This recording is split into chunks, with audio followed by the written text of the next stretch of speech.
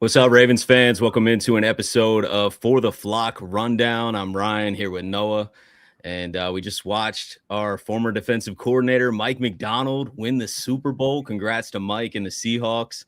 And I can't help, obviously, we're a Ravens channel. I can't help but just instantly get excited about us having a defensive play caller as a head coach. And that was the first time a defensive play caller has ever won a head coach. But how are you feeling, Noah? What's your thoughts on the Super Bowl and everything, or whatever's on your mind? Yeah, man. Just excited, happy to see our guy Mike McDonald get the job done. I think right when the playoffs started, we were like, bro, we're rooting for the Seahawks. Like we got to root for Mike McDonald, and they made it, and they had to win some tough games, especially against the Rams that one. But hey, man, it looks like before this there was a lot. It was looking like most of the teams that made it to the Super Bowl were offensive-minded head coaches, but this year we got to see the trend kind of switch back a little bit. And you look at every team in the conference finals, AFC Championship, NFC Championship, they all had really good defenses.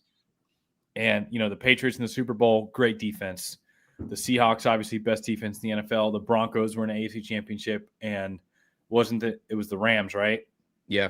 And they had a good defense too. So, man, exciting to see Jesse Minter leading hopefully a strong defense in the playoffs, and just really excited what the opportunity the Ravens have in front of them this offseason. Like they got so many different avenues they could take as far as building the roster with whether it's free agency or the draft to really get better. And it's just like a completely clean slate with the coaching staff.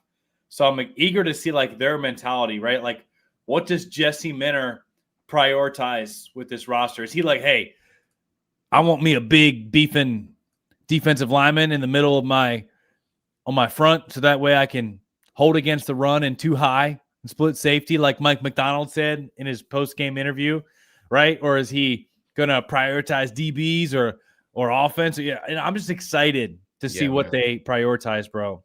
But there he is. There's the man, Mike McDonald, the one that got away. Crazy. I know. And everyone jumps to that too. And I agree, obviously, like he got away and we kind of all felt that, but it was like bad timing too. It would have taken like the craziest to fire your coach after the AFC Championship and go with Mike would have been the craziest transition. I mean, it would have worked. It would have worked. It would have been the right move. So I'm definitely not defending that we made the right move. I'm just saying that it was tough to do that. It was like our best, we're hosting an AFC Championship game. We're the number one seed. It was like our best year in a long time. So yeah, it's that's a weird time to cut ties. But yeah, man, congrats to Mike. I think it's awesome that he won 1 in 2 years. And I actually, like you said, I think there's a flip in the NFL, and it may be short term. We don't know, but like defense is real right now. You know what I mean? Like there is not a lot of shootouts, and even the Patriots played great defense yesterday too. Like defense is leading the way, and everyone always says defense wins championships, which that's what I grew up on working. But there were a few years there where it was like, dang man, the NFL is headed to this offensive frenzy, fantasy football shootout mode, and I think we're getting back to a little bit more intelligent defense. And if this is how the NFL is going to trend for a little bit, then we are sitting in a perfect position with Jesse. And it also gives you confidence too, because no defensive play caller has ever won a Super Bowl as a head coach and calling defensive plays. Mike McDonald did it, and Jesse Minter is going to be calling plays for us. So I don't know, man. I hate to always draw comparisons, but they're from a very similar background. They run a very similar style defense. They were like building up together in the Ravens staff. Like there are a lot of similarities. There is a lot of similarities. I mean, they both were defensive coordinators under the Harbaugh brothers at Michigan. They both worked for the Ravens. They both coordinated elite defenses after coming in and taking over an NFL job where the defense really sucked. Like, I don't know if you saw it. Jonas Schaefer just reposted this from Jordan Schultz. Cornerback Cam Hart on what the Ravens were getting with new head coach Jesse Minter said, honestly believe he's one of the smartest coaches I've ever played for. A football maniac, a relationships dude. They're getting a great coach. So if you combine a football maniac with smarts and X's and O's intelligence with being a great relationship guy, I mean, that's quite the recipe for success. And you get pretty excited. I think the Ravens made the right move with Jesse Minter. I get more and more confident about it as the days and the weeks go by since this hiring, and especially seeing former players come out, guys that played for them come out and make these type of statements. Yeah, 100%. And what I made a little graphic here with the whole coaching staff, but what's your I don't know if you can even see it or if you already probably know everybody, but what's your thoughts on this filling out? Because at this point, we only need a wide receivers coach and special teams coordinator. Every other position's filled. They may hire some assistant. Like I added a section down there for football operations / staff because we hired a quality control coach, Patrick Kramer, who's coming over from Atlanta. He was with Dwayne Ledford and Sean Flaherty. We hired defensive consultant Rick Minter, Jesse Minter's dad, and then and he was there at Michigan and LA with Jesse. And then we hired the Chargers director of football logistics, Christina De Reuter. So those are kind of like extra positions that I didn't account for initially, but the rest of the staff is pretty filled up here outside of special teams coordinator and wide receivers coach. Anything stick out? Any theme that you're seeing? Yeah, so I guess I'll highlight like my top 2 hires for offense and defense. So, all right. First of all, for offense, obviously the 2 hires that you get really excited about is Declan Doyle. Obviously, the offensive coordinator, he has just the right roots under Sean Payton. Like, that's exciting. And then, working under Ben Johnson. And obviously the work he did with Caleb Williams, helping develop him. But then also the other big one there is Dwayne Ledford. I just really wanted a proven offensive line coach that was known for really producing good offensive lines and helping guys develop. And I was really excited to see that, especially with what I think is going to be they're going to bring in some young offensive line talent this year through the draft, maybe even in the first round. Definitely within the first 3 rounds, I think they're taking some offensive linemen. But so excited about Dwayne Ledford coming in to coach the offensive line. Also, Eddie Faulkner was a surprise that Steelers, he's gotten the most out of the Steelers backs, and just seems like a hard-nosed, old school, great football coach. So you get excited about those. And then on defense, man, I just look at the 2 names I get really excited about, Anthony Weaver and Mike Mickens. There's other guys I'm excited about too, but those 2 guys, like Mike Mickens being one of those young and upcoming guys that really helped get the secondary right, has so much experience with some of these elite players that have been coming out of college, like Xavier Watts and Kyle Hamilton and the other guys at Notre Dame. But then Anthony Weaver is like just this great leader of men who just gets you fired up, makes you want to go run through a brick wall. Yeah. So Anthony Weaver is going to be running these, defensive meetings each week alongside of Jesse Minter, and Anthony Weaver obviously has, play calling experience.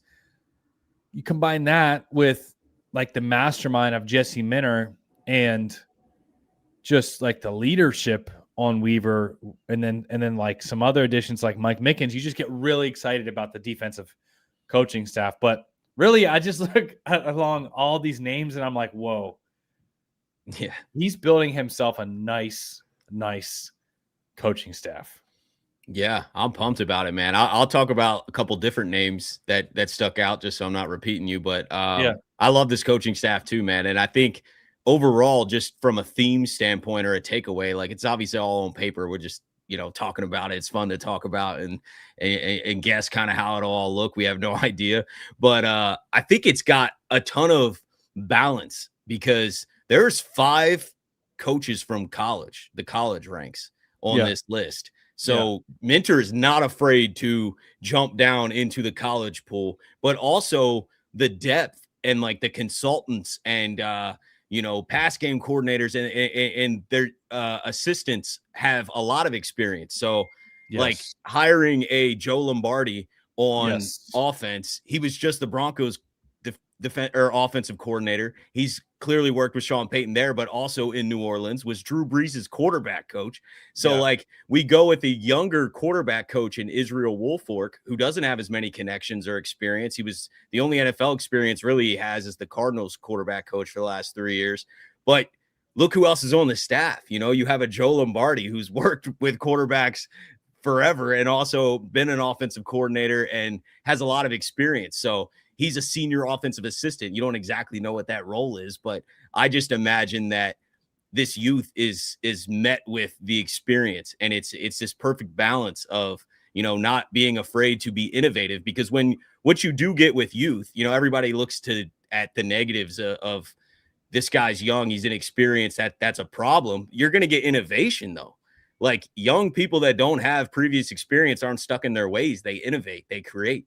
And then you also have the stability of the guys behind them. So I like the balance here. I think there's a lot of people from the Sean Payton tree, so they're clearly targeting that. Another guy that we didn't talk about, tight ends coach Zach Grossi, is under the Sean Payton tree as well, and has worked with Joe Lombardi and Declan Doyle with Sean Payton.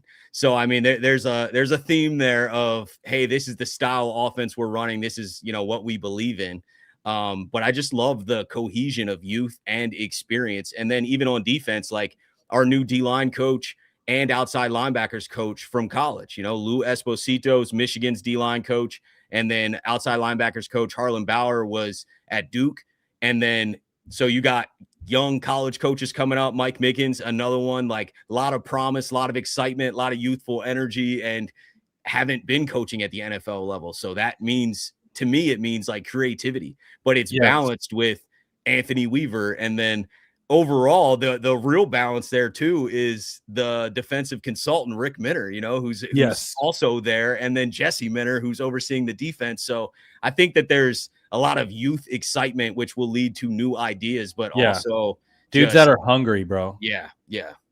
Like, they want to prove themselves, but they should be guided well, is what I was kind of getting at, like there's a lot of intelligence above them.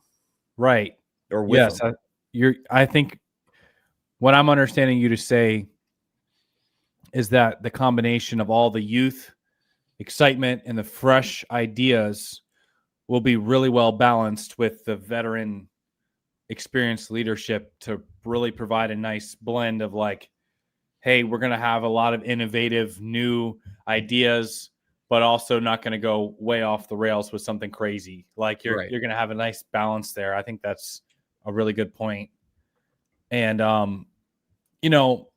the other aspect of that is helping to scout some of these guys coming out of college for the upcoming draft, right? Yeah, that's a great point. These guys are going to have like, they know them. They know these players. Obviously the guys on their own team, they can tell you like, hey, this dude has a good work ethic. This dude, was late for meetings. This dude doesn't really care. You know what I mean? Like, but then you'll also be able to like, those coaches on those college teams obviously played like 15 other teams where they scouted those players. So they are already ahead on a lot of scouting. And, I think that's really going to help out with the draft to provide a nice balance when it comes to the drafting personnel that we already have on the roster. So yeah, man, I'm really excited to see some of the guys coming out of the college ranks, but then also the experience. I think it's a great formula for success. Yeah, no, 100%, bro. I'm pumped about it too. One rumor that's been flowing around that I know you wanted to talk about is AJ Brown. Yeah. To the Ravens. You wanna give us your thoughts? Dude, we know Derrick Henry is very influential, very well respected. If you would have asked like Eric DeCosta, Name me your top 3 like respected players that if they said something to you, you would listen. You know Derrick Henry's on that list. Yeah. Like this dude shows up to work, works his butt off, keeps his head down, plays hard. He also just never misses games. He's just like tough nosed. I don't know. Derrick Henry's got the respect of the entire front office, the coaching staff, all of his teammates. And the fact that he's like, hey, AJ, let's come over to Baltimore. And the fact that Eric DeCosta has made trades with the Eagles before, they kind of have a little bit of a relationship there. Hey, it's a possibility if they want to get another weapon for Lamar Jackson. Yeah, I definitely think it would be exciting. I'm looking up his contract because I know it's a little funky with void years. I think he's the true X you always want. I just don't know if we'd be able to afford it. And here, hold on, I'll share my screen here. He has 21 touchdowns the last 3 seasons. No, he's a beast. He's underused too. I mean, and I think he's just, lost a little fight. He ain't a bum though. Some people are saying he's like overrated or washed. No, he's not. Put him in a new place. I talked about it in a video last week, and I kind of made a comparison, not in style of play, but in situation to Stephon Diggs going to Buffalo. Yeah. Stephon Diggs going to the Patriots. Like, both of the initial moves when he went to Buffalo gave him a big spark, and then him going to Patriots. The later in the career move to the Patriots, where a lot of people were saying he was washed and not going to have a great year, and then he looked like Diggs, And I just think with volume, I think that AJ Brown would have an insane year. I really do, man.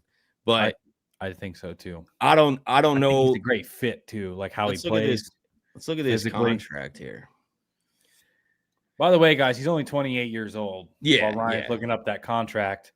He's 28 years old. Check out these last 4 seasons with the Eagles. 88 catches, 1,400 yards, 11 touchdowns. Then he goes 106 catches, 1,400 yards, 7 touchdowns. The next year he goes 67 catches, 1,079 yards, 7 touchdowns. And then this last season, 78 catches, 1,000 yards, and 7 touchdowns. So he's a deep threat. He's a run after catch threat. He's a third down threat, red zone threat. He's just a threat, man. He's a great X receiver. He's physical. A lot of dudes wanted him drafted when he came out of college at Ole Miss. We had DK Metcalf and AJ Brown both coming out of the same school there. And either one of those guys would have been a good draft pick. Yeah, I know. Yeah. What's his contract looking like? So yeah, I mean, there's actually the void years are way in the future. So this year's cap hit would be 23.3, but you are kind of on the hook. Right, but you are on the hook. He's under contract 27, 28, and 29 for 22.7, 27.5. 29.3. So there's really no way to get out of it without some dead money as he ages. So if you did make this trade, it would take some commitment. You know what I mean? Like, you have to make sure that. Yeah, I think he's long term. Definitely here for at least 2 full seasons. And if you did move on after that, you'd have to eat dead cap money. Yeah. So it's not the easiest contract. Like I'm also in my head thinking about paying Zay too. So you got Zay making close to 30 or maybe 30, whatever he ends up getting, market value. And then also paying AJ Brown, an average of 23-ish million per year. Love the combo and idea. Not what the Ravens usually do, but it would be fun. Hey, it would be, man. If the Ravens are trying to go all out to win a Super Bowl, that would be to me going all in. Like, I think the Ravens, they want to make the most out of this next window. Here's what I think, Ryan. Big picture, right? Yeah. I think the Ravens are looking to extend Lamar, right? Obviously, we know that. Doesn't take a rocket science. Yeah. But they're looking to extend Lamar, and I think let's say they extend him on a 5-year contract, you're looking at the next 3 years being relatively low cap hits in order to maximize the next 3-year window where you think Lamar Jackson is most in his prime in the next 3 years. And then you're probably backloading the contract in those 4th, 5th, and maybe even 4 years beyond, right? Yeah. And I think you're looking at this at a 3-year window where you're wanting Lamar Jackson to get a ring in one of these next 3 years with lower cap hits, while he's in his prime and while Derrick Henry still has some good football left in him because he's under contract for the next season or 2. Yeah, 2 seasons, but we could get out of it if we wanted after next year.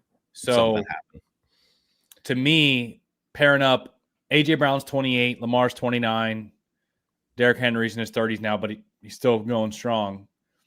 I think adding AJ, like a legit bona fide X receiver for the next 2 years, paired up with Zay Flowers, would really give you one of the best chances to go out and try to win a ring with Minner while Lamar's in his prime.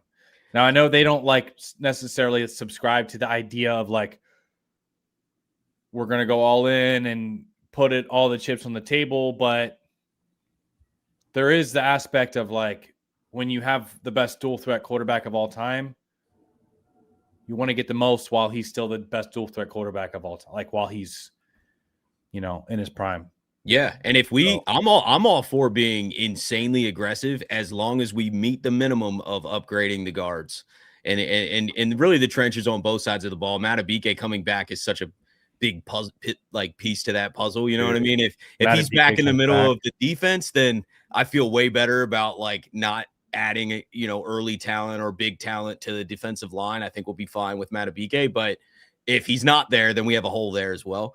But guards, man, imperative, like to build a brick wall in front of Lamar, because all these new offensive ideas and all this, outside zone running, and if you don't have the right guys to block it, it ain't going to work. So that's like the bare minimum. But if we get that, obviously we're putting a little trust in Eric DaCosta to right his wrongs and not go cheap and projecty with the guards. And let's just go get some solidified guys and, or early talent in the draft that can play right away and have a lot of success. So I got to put a little trust that he's going to right that wrong. And if he does that and we have that foundation on the O-line, dude, I'm all for adding weapons, because I think our defense is going to be way better regardless because of the coaching and Jesse Minner calling plays. Like you saw, you know what I mean? You see what he's done. He took the Chargers from 30th to top 5. Like Mike McDonald turned around too. Like it's so possible. And I somebody tweeted me the other day or today or something and said,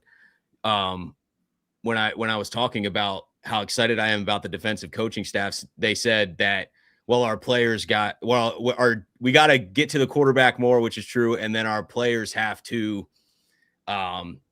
not be making as many mistakes in coverage and like knowing what to do. And I'm like, well, that's coaching though. You know what I mean? Right. It's just like, it's so important that somebody smart is calling these plays and communicating to the players on how to execute it. And they're just out there playing free and fast.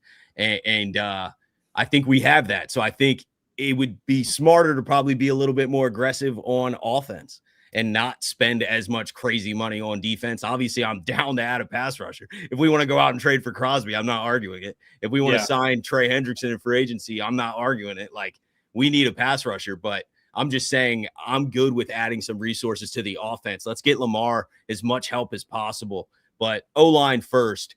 But if they want to get A.J. Brown, dude, I'm all for it. I think that that's an unstoppable offense. Do you think it does anything to Bateman?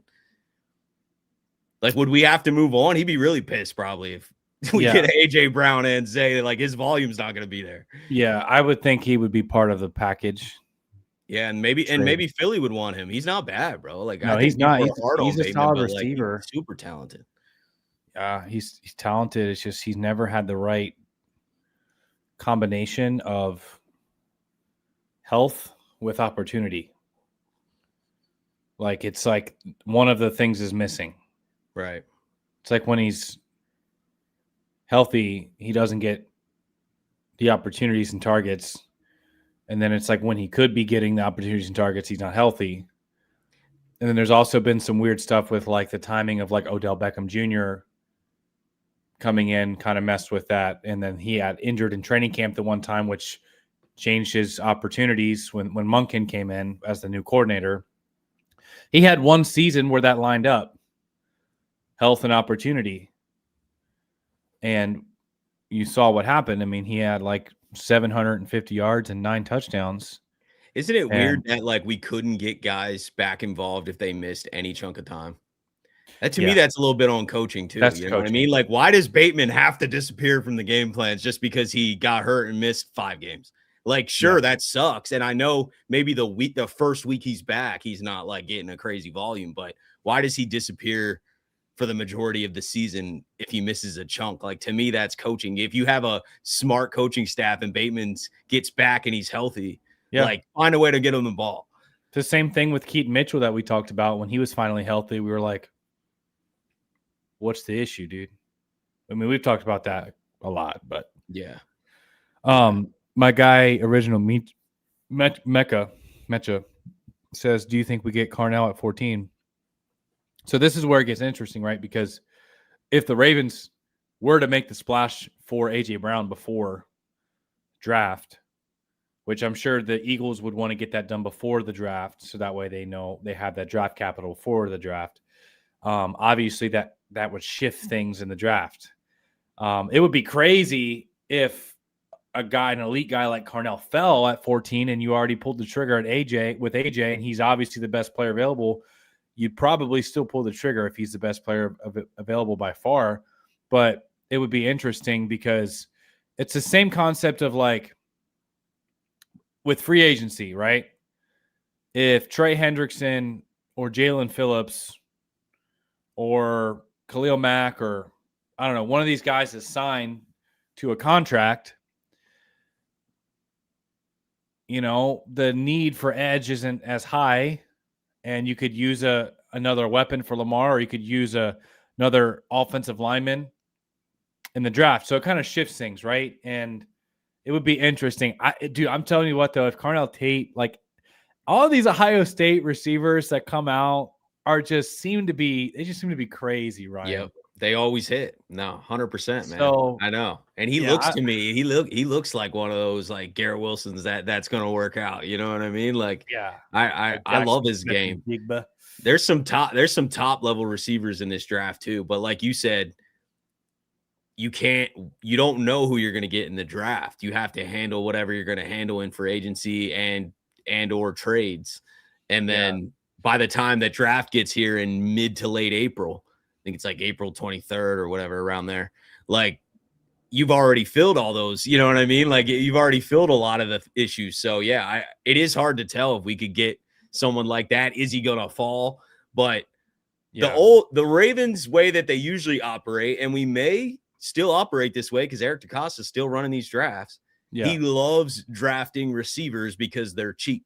So like the A.J. Brown move would be like anti-normal Ravens. Yeah. You know what I mean? And the Carnell Tate at 14, that's Ravens draft pick. You know what I mean? Maybe not that. And it obviously worked out the last time they took a receiver in the first round.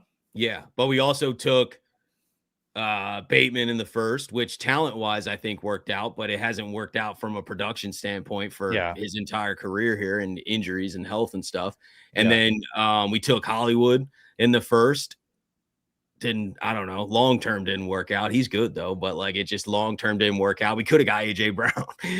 Same draft. You know what I mean? We picked the first receiver in that draft over DK and AJ, and we picked Hollywood. I love Hollywood. I'm just saying, like, there were other like true X options that were there. But we have taken a lot of stabs at first round receiver, even going back to, I think this was Ozzie, but Rashad Perryman, that was a swing and miss. But we're not afraid to draft one in the first round. I don't think we've drafted one high though. Like when we've been up at 14 or under, we're not usually taking wide receivers, but the right guy would have to fall, I would assume. The right guy would have to fall. Yeah. And someone will fall. Yeah, for sure. I think, you know, right now I'm thinking it's one of 3 positions that's likely to fall. Like one of these top guys, I'm thinking it's going to be a receiver, an edge rusher, or an offensive lineman. It's like those are the three positions I think the Ravens will have the best. We could use them. Yeah. You know what I mean? Like those of make need. sense. So, yeah. I mean, O-lineman is more boring than a wide receiver for a lot of fans, but man, do we need it. We need it, bro. But it's like also if the Ravens like address, a need, like if they sign Isaac Ciamolo or even Zeitler, or I know it's not a long term with Zeitler, but Isaac could be a multi-year contract. He's only 32. Or Batonio or Teller. They sign one of these guards in free agency, which I think they will and they should.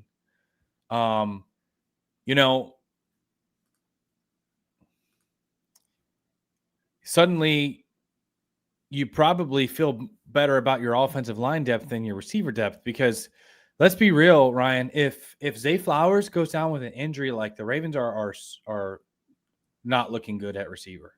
No. Like they're in desperation mode if Zay Flowers goes down. Yeah. And Zay Flowers is the passing game. And I'm high on Tez too, but there's no one on our team that's Zay. Yeah. Yeah. Like we need no one who's like proven production. Yeah, like yeah, right.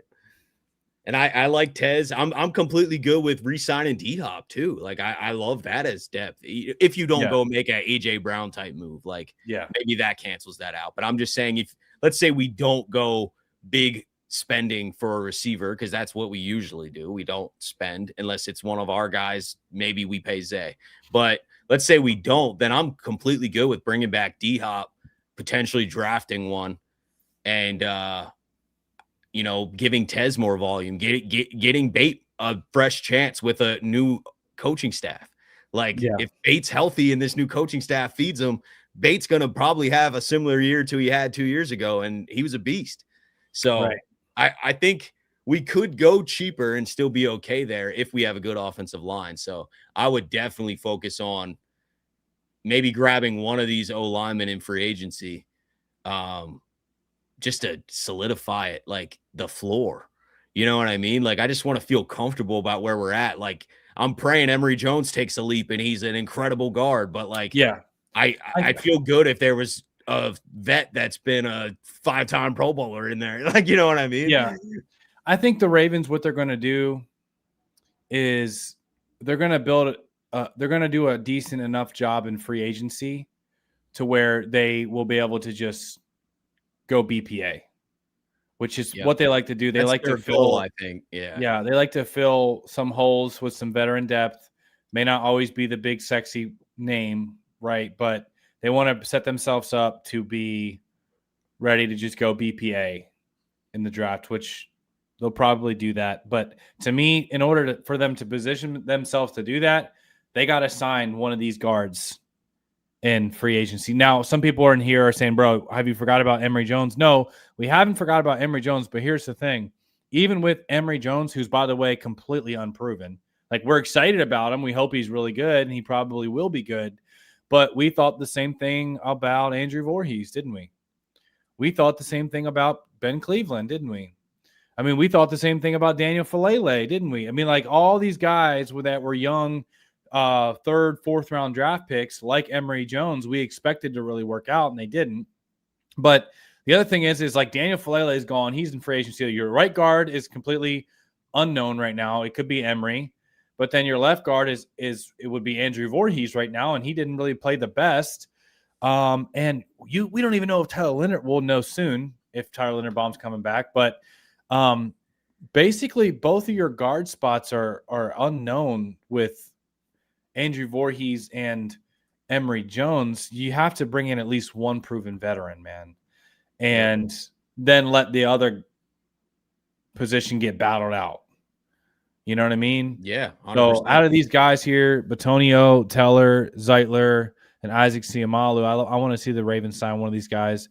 Even a guy like John Simpson, who's 28, who had success with the Ravens as a guard, like, just raise the floor. like, and have a true competition. Like, I want to go in being like, unless we get a guard at 14 or something, he's obviously the starter, but I want to go in being like, wow, I can't wait for this battle. Like, who's going to win the job? Right. You know what I mean? We have so many options. Like, that's the best case scenario. Because if last year there wasn't a strong competition, you had Ben Cleveland battling with Voorhees, and then Faalele was unchallenged. Yeah, Like, completely. that's not ideal. I don't like that. Not ideal. So got to bring in. So to me, Ryan, to be ready to take BPA, you got to sign a veteran corner. Yeah, that's another because position I feel right like now not a lot it's talking just about. Nate Wiggins and TJ Tampa. I mean, Marlon, we'll see if he survives roster cut downs, but Chidobe Awuzie is a free agent. I'd be interested to bring him back. So to me, it's like a veteran corner, a veteran guard, and a veteran edge rusher. Like, those three positions you have to sign in free agency in order to set yourself up for BPA in the draft. Yeah, corner's a position not a lot of people are talking about too, but we are very young, which makes us thin.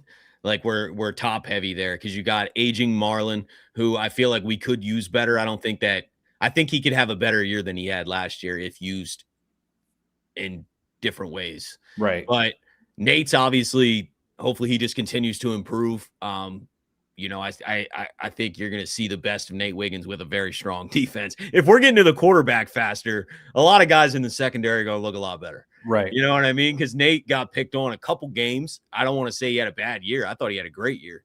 But there were a couple games, the Packers games in my recent memory, where he just had it. That was his worst game I've seen in a while. But I love the upside. I love Nate Wiggins' skill set. I think he's going to be a number one corner, especially when we're getting to the quarterback. But it's top heavy. Yeah, you got Marlon, who can fill a role for you, but the rest is TJ Tampa, who I also like. But are you just like launching him to outside CB2? Like, is he just elevating to that right away? I don't know. I'd rather him win that job with strong competition and depth there. So I definitely would be cool with adding a corner. I got the list pulled up now. Yeah, Awuzie is a cheap name we could bring back for sure. Yeah, I thought Awuzie had a great year until he got banged up at the end. He did. Then he struggled a little bit after the injury, but great season for Awuzie. I mean, I remember him making pass breakups on guys like Jamar Chase and some other really good receivers. Awuzie was playing really good football for us. Yeah, 100%. And I kind of want to get a little speed there too. Yeah. Just I because think Alontae Taylor, Tariq Woolen, Greg Newsom's an interesting one. Yeah.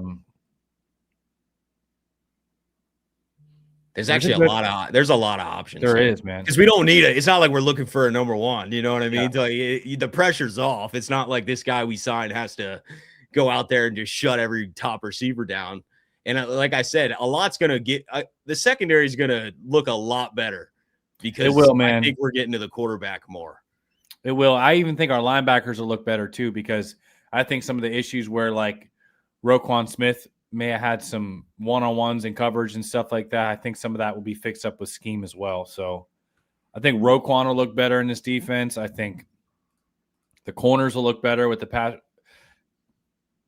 All of our players are going to look better in the defense. Yeah, that's why there's a real argument to go spend some money or draft capital, top draft capital on the offensive side, because I feel pretty comfortable if we add an edge. And then obviously if Matabike is not coming back, then we'll probably have to add an interior defensive lineman as well. But if we had an edge and Matabike's back, I'm comfortable with the defense, man. And we'll draft a corner, probably not early, but at some point in the draft, and then probably sign one of those smaller deal vet free agent corners, which don't seem like a big deal, but might end up being a big deal. I mean, like you said, Awuzie played great. Shoot, Tre'Davious White 2 years ago gave us some solid minutes off the street. Yeah, and he played pretty solid in Buffalo this year. Yeah, if you get the right guy, which Minter's going to know who he wants. You know what I mean? He's going to know, hey, we need this type of player. Like, I need this type of player to fill this hole that we're struggling with. then I don't think it'll cost a lot. You don't have to invest a ton of money there because we have invested a ton of money in draft capital into our secondary already. Kyle Hamilton, first round pick, Starks, first round pick, Wiggins, first round pick. Like, I don't think we need to do that again. Like, I'd rather get somebody on the line early in the draft. Or if we fill a lot of those holes and there's a receiver there, I'm not totally against drafting a receiver. I think that's good for the future. And the other guy that could be available for the Ravens at 14 is another LSU corner, Mansour Delane. He's a guy that's been mocked to the Ravens a little bit, or Jared McCoy out of Tennessee. I know we need a corner, but I don't want to keep investing in the secondary.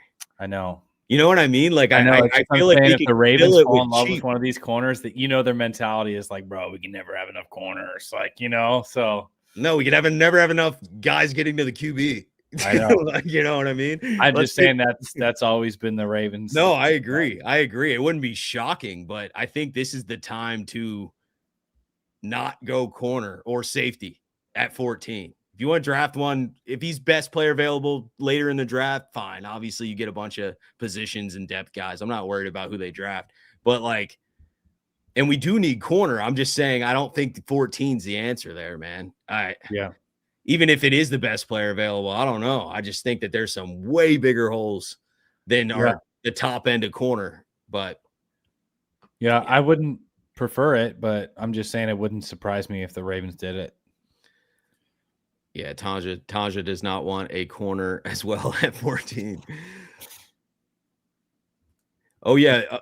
I saw a couple questions asking about it's Alohi Gilman. Would you, him and Ardarius are both free agents. Do you think is Ardarius an unrestricted free agent? Let me check that. Or is he like a restricted free agent?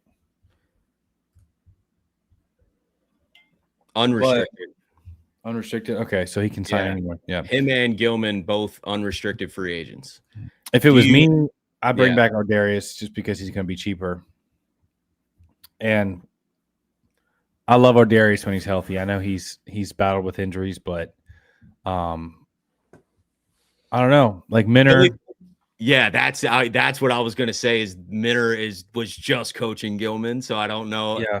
And obviously Eric DaCosta liked Gilman, but I'm with you. I mean, Ardarius is a dog, man. I didn't know if they might want to keep Gilman around. For one, they traded for him, and for another, Minter's clearly familiar with him. Yeah. Yeah, I mean, it says market value $4 million, right? Yeah, estimate. I think he'll make more than that, but he was.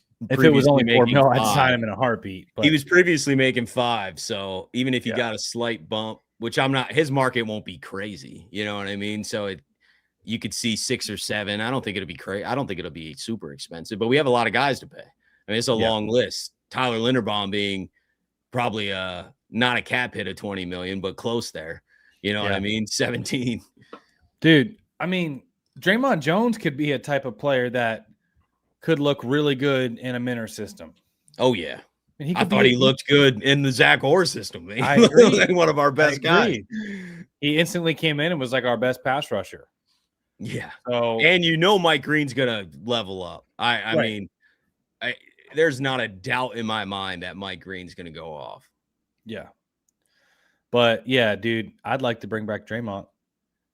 Me too. I'd like to bring back who's the necessary guys that we like have to bring back where there's no decision. To me, Linderbaum. It's Jordan Stout, Linderbaum.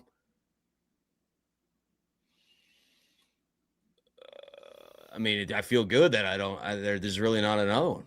Yeah, that's like I mean, like you have to. I would. Keaton and Likely have to, but there. Yeah, I would. I really want Likely back, man. Well, Keaton's coming back. He's a restricted free agent. So, I mean, somebody would have to offer him a mega deal that we don't want to match. I want Likely back. I want Likely too, man. Such clutch player, bro. But I want to see Lindy, Stout, Huntley, I think is like, obviously you bring him back as your backup quarterback. Played We his tried best ball, the whole man. Cooper Rush thing, but And yeah, he's the best version of himself. That's why I feel so good about it. I'm like, I've never seen Tyler Huntley play better. yeah, he's clearly gotten better, bro. Yeah. Like at making decisions and accuracy. Uh, He's clearly that's a gotten better. no-brainer. That also probably doesn't cost much unless No, somebody wanted to give him a real chance to battle for a QB1 spot, then obviously he would go yeah, there. But and I don't see that happening. I think Huntley will yeah, be. We could sign him around $5 million. it's not a lot of guys that we like are like must signs though, which feels Yeah. good. Travis Jones was a huge one that we knocked off. Yeah, most of these guys are depth role player pieces. Yeah, and as the days go, I'm regretting the Mark Andrews deal more and more, but Yep. I mean, we talked we'll about it. see. We weren't big fans of it when it went live. I know I'm feeling worse about it though, because I think it's because we're 4 weeks away from free agency. It's literally exactly a month from now. And I'm just looking at this list and I'm like, man, if Likely is there on the market, like and hits the open market, he's just probably gone. He's gone. Yeah, like we could keep a Kohler, you know what I mean? But like, Yeah. I don't know how you hold on to Likely without extending him ahead of time. Same with Linderbaum, but I do think we'll extend Linderbaum. I saw some people saying like he's gone. I don't think they make that decision. We would have 3 massive holes on the O line. I think that's stupid. I'd be pissed if we let Linderbaum go. But I also don't want him to hit the open market because, yeah, we might lose a bidding war. Yeah.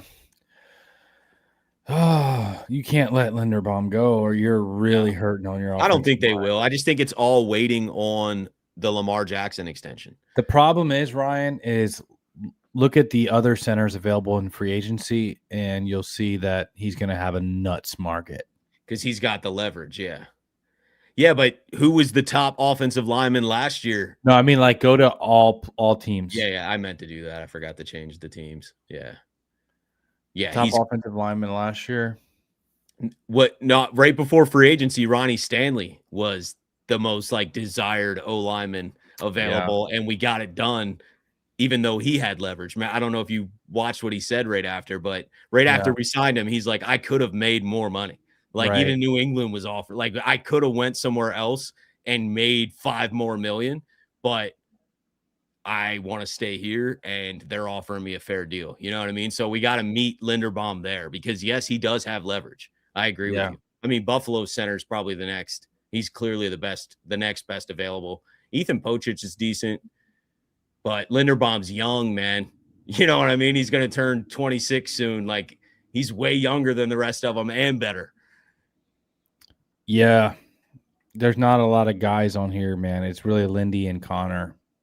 I'll feel real nervous if free agency starts and we don't have a deal done with Linderbaum, but everything in me, as long as we get this Lamar Jackson extension done, because that is first, everything in me is saying that we will extend Linderbaum in the next like 3 weeks.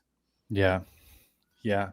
And then pressure's off in my mind. Like there are some guys to bring back, but like it's not the end of the world. Is there any other guys that you think we need to extend soon besides Lamar? Do you think Zay will get extended this offseason or? So they will have to make a decision on his 5th-year option this offseason, right? Yeah. So but he's eligible for a contract extension, and it almost feels like the longer you wait, the more it's going to cost. 100%. It will go up. Yeah. I think Zay is one of those guys, but you have to make the decision like, are you paying and committing? Because we've never done it. Yeah. So we've paid smaller contract guys. We've never paid $30 million for a receiver. It's just, but I agree. Yeah. I think you should get the Zay deal done this offseason too. But they have flexibility because they can just pick up his 5th-year option, let him play this year out. Not a huge cap hit, still on the rookie deal. He's here next year, guaranteed on the 5th-year option. And then next offseason, you work out that extension. So I don't think the Zay thing is pressing, but you're right. It will cost a couple extra mil if you wait until next year, but maybe the team wants to, not have to commit so far in advance. I don't know. Yeah. Especially if they make a hit in the draft. Right. Yeah. Yeah. What if you draft a receiver at 14? Now you're like, and you haven't extended Zay. Now you're like, well, we could go cheap and not do that. You know what I Yeah, mean? or And or if like Tez Walker made a big jump, yeah, and then you had a Carnell Tate, then you're like, oh, I guess Zay's not as pressing. So that's a good no, point. I agree. But if I had a vote, I'm paying Zay. But Yeah. I also could see them just waiting it out and picking up his 5th-year option. Another guy I'd like to see extended soon that probably wouldn't cost an insane amount that I really want to be a part of this team for a while is Tavius Robinson. I think that he's getting better year after year and is just he's one of those guys that has a really high floor. Like, when he's out there, like he's just not screwing up much, man. He's setting the edge, he's stopping the run, he's doing his job to maximum effort. And not everyone does that, man. So I'd like to see Tavius stay around. Wiggins is too far for an extension right now. I'm trying to think. We just extended Kyle. Who else would get extended right now? I don't know, man. Maybe you do something like the Roquan's going to be a decision here soon. Yeah. Do you extend him a year or two to move some money around? I mean, or even Marlon. Like, do you redefine Marlon's role and extend him a year or two to move some money? Those are like older vets that you could save a little money by doing those extensions with that kind of push the can down a little bit so you have more flexibility. But it is also commitment too. Do you want to commit to an aging guy like that is making a lot? Yeah, it's the question. Glad that we're not the GM. Yeah, I wouldn't mind being it, but yeah, not I know qualified. it would be fun. It would be super fun. It'd be very fun. But yeah, man, I also really hope the Ravens bring it back to Dobie. Just think he's just another one of those high floor veteran players. You need depth at the cornerback position. I don't think he'll cost an insane amount of money, but yeah, I don't either. One of the guys said the 14th pick is going to the Raiders. Yeah. For Crosby? Oh, okay. Hey. Yeah, that's what he did mean. Yeah. Crosby to the Ravens. I mean, I'd trade the 14th for Crosby. Yeah. It could go to the Raiders for Max Crosby. Yeah. I'd definitely pull the trigger on that. I don't know if I want to give up like 3 years of first round picks. No. I don't think I've been seeing reports that they need like at least what Micah got, and I don't even want to do that. Yeah.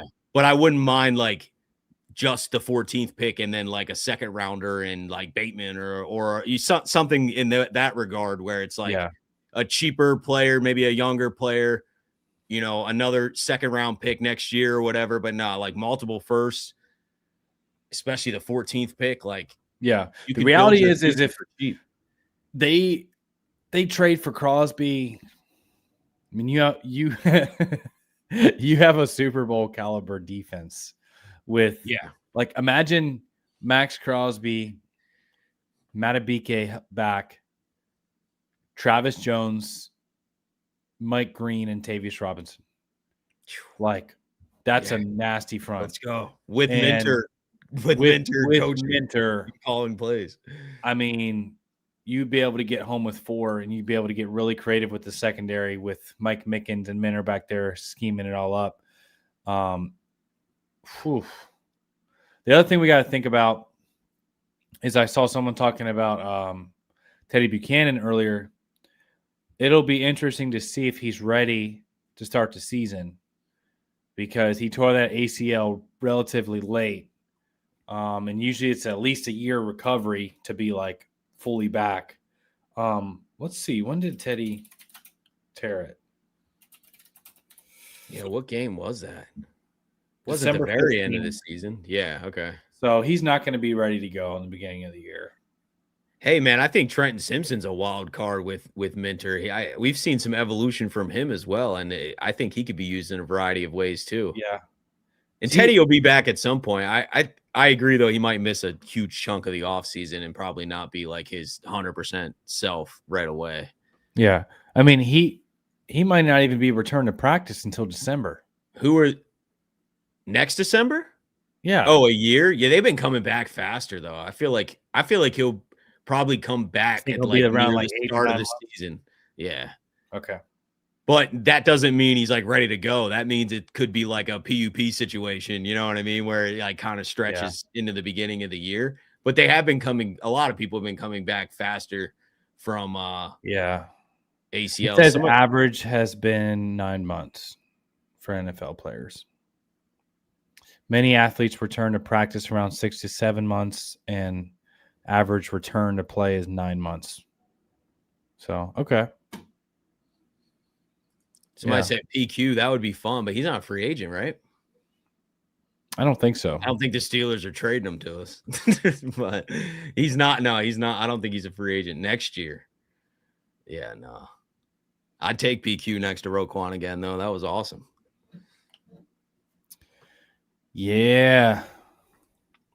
But yeah, man, I think it's hard to tell too. It's hard to predict exactly because what you knew of a player, especially the young guys, Trenton Simpson's kind of one of those in my mind. What you knew of a guy for his first couple years, you kind of gotta not erase it, but also just be ready for a totally different usage, and maybe that really benefits them. Because I think one thing that Minter's good at doing too, that Mike's also great at doing, but that Minter did on the Chargers is just put the right type of player in the right spot.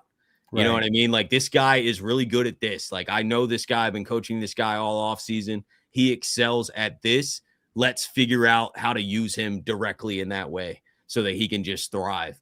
And Trenton Simpson has struggled in some areas, but has thrived in others. So it's like one of those wild card players where he could really take a leap. And then now, you know what I mean? Like, that could be a guy that I think Mike Green is one of those guys that's just going to go through the roof. You know what I mean? So there's a couple of those young guys that I'm expecting are going to get coached up. I think Mike said Peebles, bro. Yeah, Peebles is fun. Okoye.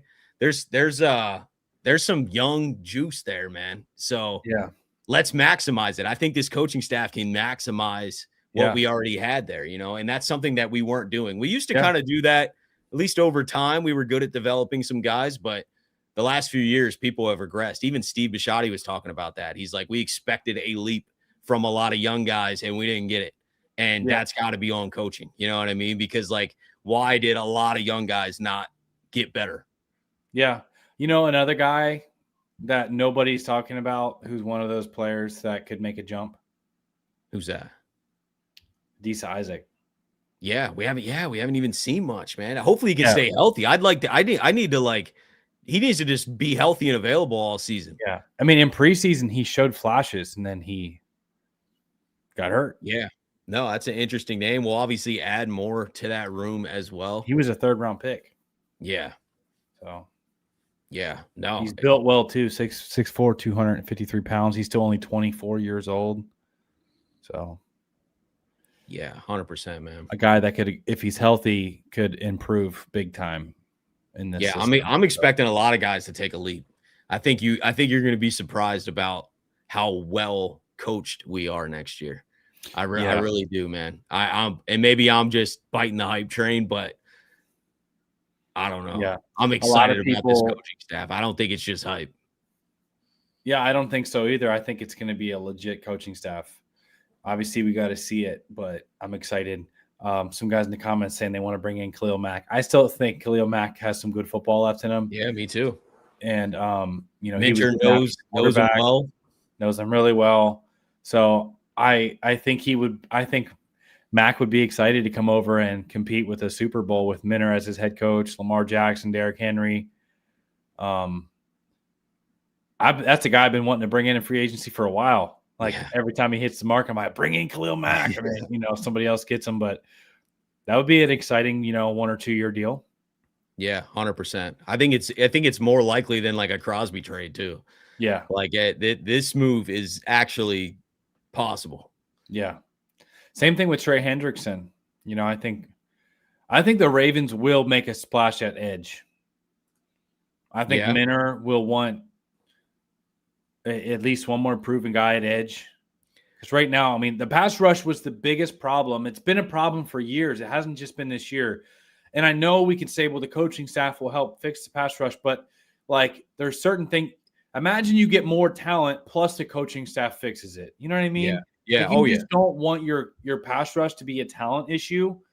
You don't want to always have to scheme stuff up. Sometimes you just want your dude to win a one-on-one and put his nose in somebody's chest, So, I think the Ravens will make a splash at pass rusher, whether it's Trey Hendrickson, Jalen Phillips, or Khalil Mack.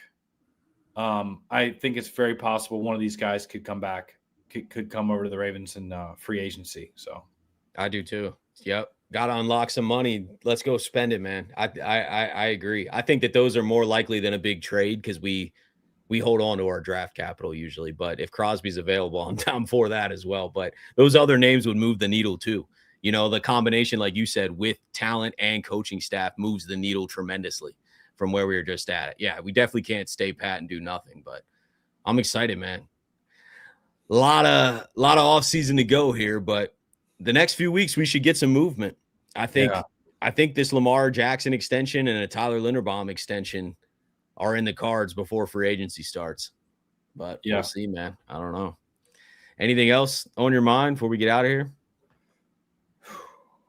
I don't think so. I mean, we're about a month away. Yeah, we're exactly a month away from the legal tampering period. So we'll find out soon. Yeah, and that's what I mean.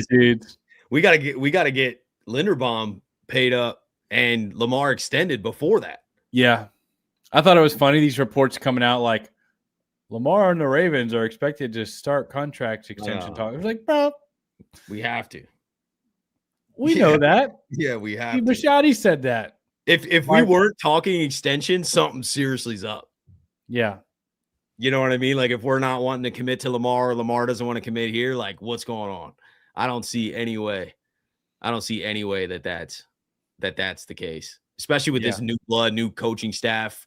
We're literally at the starting line of this next era. That's not the time to want to leave. You're right. Right. But yeah, we'll see. Well, we appreciate all you guys coming through again every Monday night. And see you guys next week. Yep, have a beautiful, appreciate you guys. Have a beautiful rest of your night, and we'll see you guys next Monday.